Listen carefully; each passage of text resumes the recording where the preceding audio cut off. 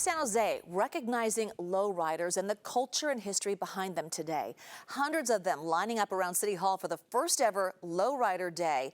But you know, cruising wasn't always welcomed in the city, and our Len Ramirez was at today's celebration to tell us why it's such a long time in the making. 30 or 40 years ago, it would have been hard to imagine the city allowing a lowrider happening out here on the streets, let alone on the steps of City Hall. But lowriders have certainly cruised into the future, a future that now includes acceptance. We're here, we fought to be here, we're here to stay, and we're going to continue fighting for our culture. Armando Barbosa has been cruising in San Jose for over 25 years, much of it through difficult times. There was a time period in our lives when getting in your car and going down to our favorite spot would be King and Story. It wasn't tolerated with the city of San Jose.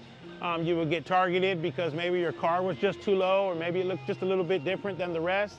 And it was outlawed at that time. San Jose was one of the places that gave birth to the lowrider culture, which has now spread worldwide. But the city cracked down in the 1980s and cruising was banned. Barbosa and members of the United Lowrider Council of San Jose have been working with city leaders for more than a decade to get the ban lifted.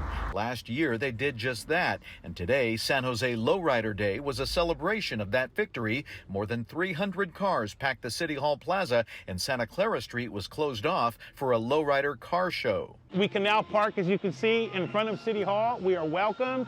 Nobody's getting pulled over. Nobody's getting a ticket, not just yet.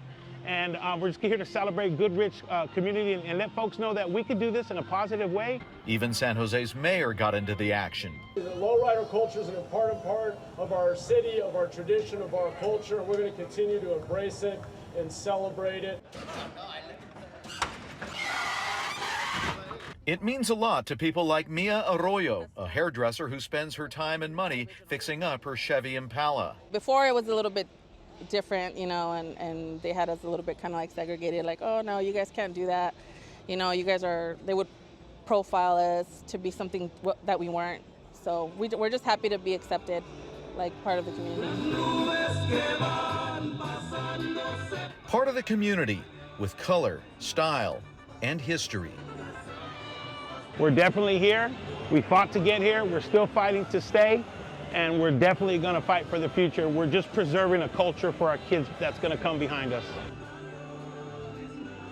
Thank you, Len, for getting that story for us today. San Jose Lowrider Day won't be the only place to see some great vehicles over Labor Day weekend. The Santos Car Show will take place tomorrow on North 1st Street from 7 a.m. until 3 p.m. Get this, they're expecting more than 600 vehicles to be on display.